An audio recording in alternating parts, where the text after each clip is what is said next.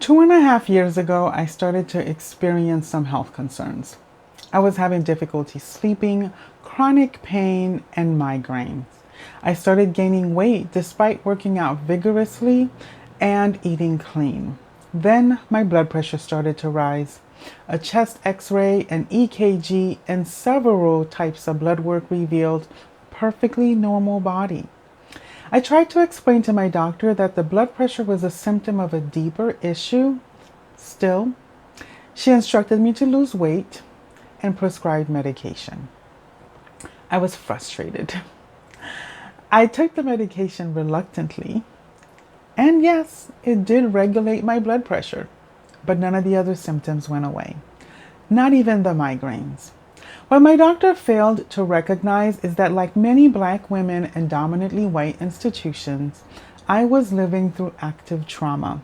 The harmful effects of racial battle fatigue, microaggressions, tone policing, and isolation left me filled with feelings of helplessness, hopelessness, and rage. Key findings in research on the experiences of Black women in the academy. I knew what was killing me. I was a Black woman fighting for dignity in a world made for whiteness, but no one believed me. Not my doctor, not my employer, and at times not even myself.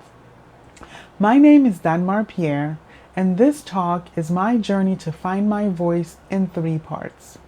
Part 1, Death.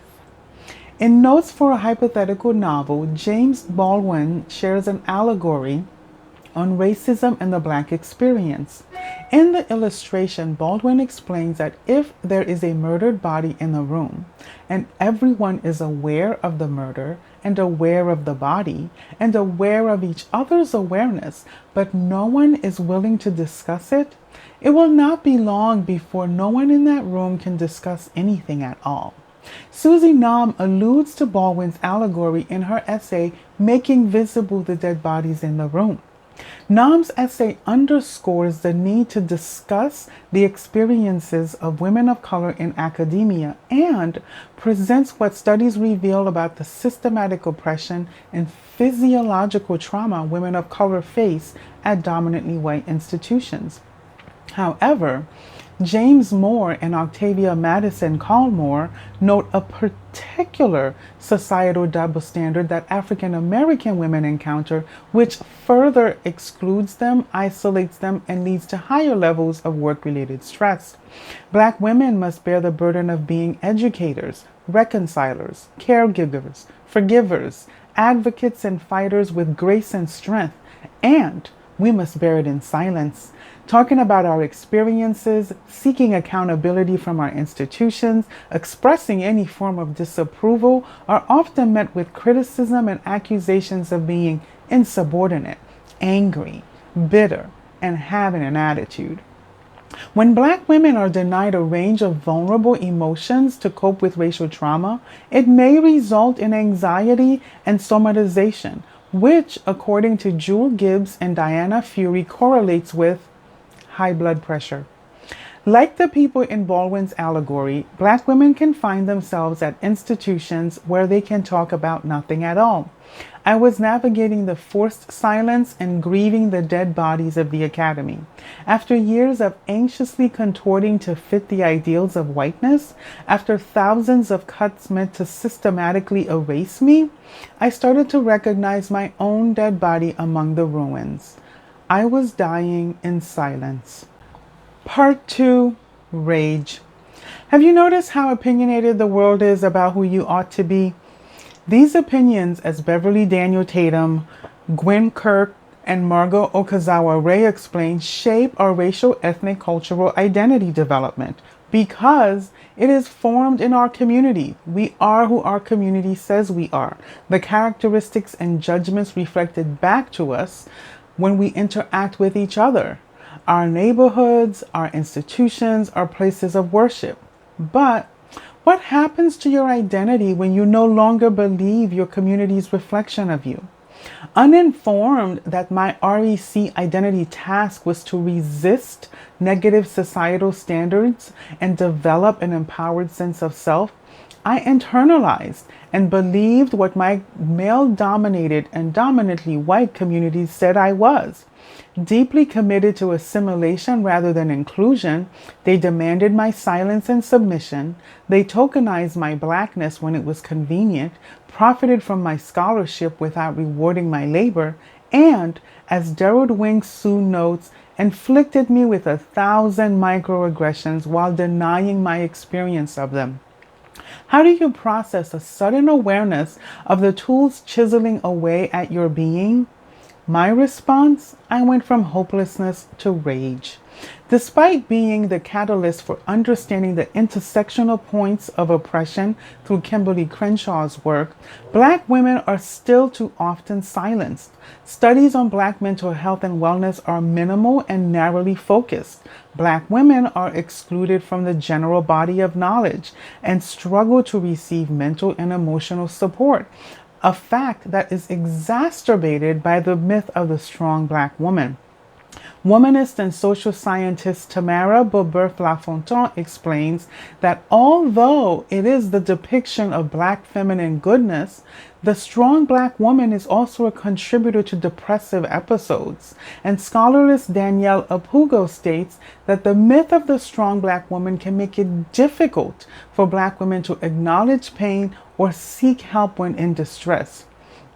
Researchers such as Karen Holmes argue that most therapists are actually ill-informed and under-equipped to work with Black women suffering from racial trauma. In I'm Still Here, Black Dignity in a World Made for Whiteness, Austin Channing Brown implores her listeners and readers to become acquainted with their anger. Anger, Brown explains, is a litmus test that a wrong has been done. When Black women are negatively stereotyped as angry, they are simultaneously denied the right to be angry. I too deny myself that freedom. I speak softly, I wait my turn. I mind my words and check my emotions and check myself over and over.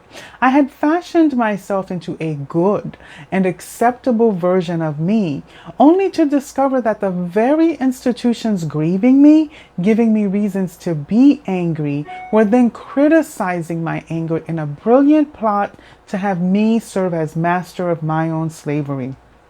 Coming to a critical consciousness of the smog suffocating me, I have, as Brown suggests, become acquainted with my anger, and I am making peace with my rage. Part 3, Life. Therapy happens in strange ways. It is not always by sitting across from a therapist, but it is in all ways life-giving. I bought a plant. I bought 5 and now I have 20.